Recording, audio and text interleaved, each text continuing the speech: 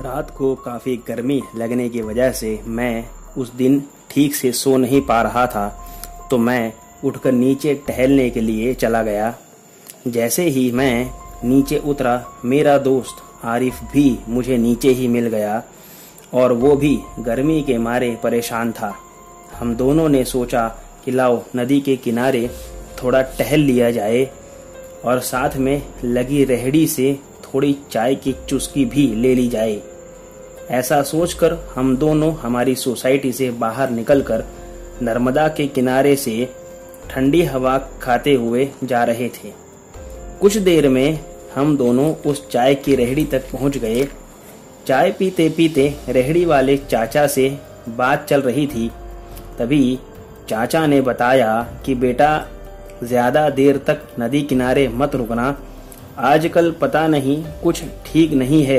नदी के किनारे पर 2 से 3 नाव वालों की बड़ी बिगड़ी हालत में लाशें मिली हैं पिछले 1 हफ्ते में। पुलिस की तफ्तीश में भी कुछ अभी तक सामने नहीं आया है। पुलिस कहती है कि किसी जानवर का काम है, लेकिन कुछ स्थानिक मछुआरों का कहना है कि कोई घुंघरू वाली डायन का साया है और कई नाविक तो घुंघरू की आवाज के नाम से भी डर गए हैं। इसलिए बेटा, चाय पी के सीधा सीधा घर चले जाना, इधर उधर भटकना मत, और घूमना ही हो तो नदी के किनारे मत घूमना, शहर में चले जाना, ज्यादा अच्छा है। हम चाचा की बात शांति से सुन रहे थे। बाद में आरिफ ने कहा कि क्या चाचा, हमें जल्दी भगाने के लिए मनगढ़ंत कहानी बना दी। अरे सीधा सीधा कहते ना कि चाची के पास आज जल्दी जाना है।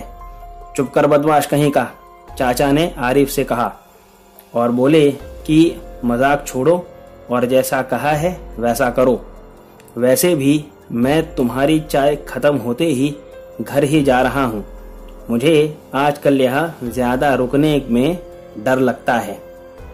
जब से मैंने मछुआरों की मौत देखी है।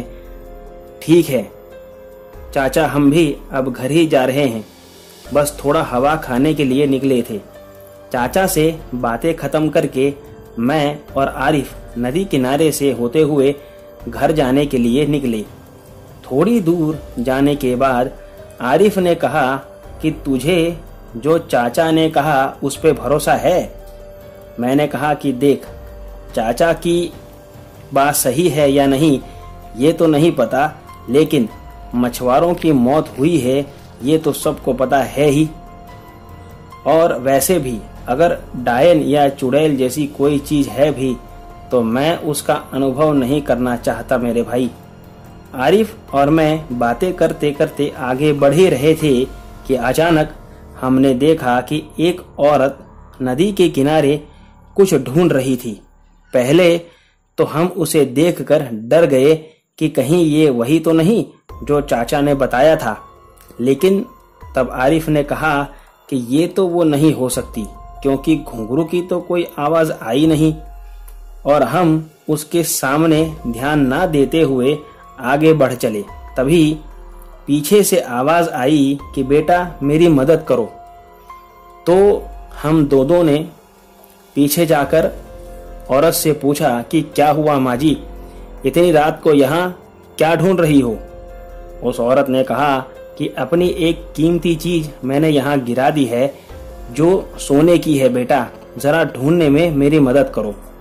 हम दोनों उनके पास गए और पूछा कि क्या खोया है ये तो बताइए।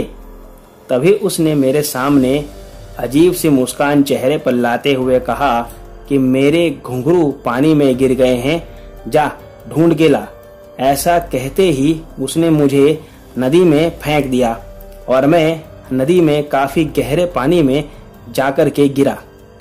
मुझे पानी में फेंकने के बाद वो आरिफ को मारने के लिए दौड़ी, लेकिन तभी मैंने देखा कि रेहड़ी वाले चाचा ने कुछ उस डायन पे फेंका और वो वहां से चिल्लाते हुए भाग गई और दिखना बंद हो गई। मेरा नसीब अच्छा था क्योंकि मैं तैरना जानता था, तो मैं तैर के वापस बाहर आ गया। अगर उसने मेरी जगह आरिफ को फेंका होता तो शायद वो नहीं बचता, क्योंकि ऐसा उसे तैरना नहीं आता था। जब मैं तैर के बाहर आया और दौड़ के आरिफ और चाचा के पास पहुंचा तो मैंने देखा कि आरिफ डर की वजह से बेहोश हो गया था। पानी चेहरे पर डाल के जब अब आरिफ होश में आया तो उसे काफी बुखार चढ़ गया था और वो रोने लगा मुझे जिंदा देख के, क्योंकि उसे ऐसा लगा कि मैं डूब के मर गया। चाचा ने कहा कि बेटा, जब तुम लोग चाय पी के निकले तब मेरे मन में तुम लोगों के लिए बुरे ख्याल आने लगे, जैसे तुम्हें कुछ होगा जरूर। इसलिए मैं तुम्हारे पीछे पीछे ही आया था और साथ में दरगाह का पानी भी लाया था, जिसकी वजह से वो डायन यहाँ से चली गई। तो दोस्तों, आज की कहानी में बस इतना ही। अगर आपको कहानी पसंद आई हो तो वीडियो को लाइक और चैनल को सब्सक्राइब कर लीजिए, और अगर आपके पास भी ऐसी कोई कहानी है तो मेरे साथ मेरे ईमेल या फेसबुक पेज पर शेयर करें। दोनों का लिंक डिस्क्रिप्शन बॉक्स में दिया है। तो मिलते हैं अगली वीडियो में, तब तक stay home, stay safe, thank you.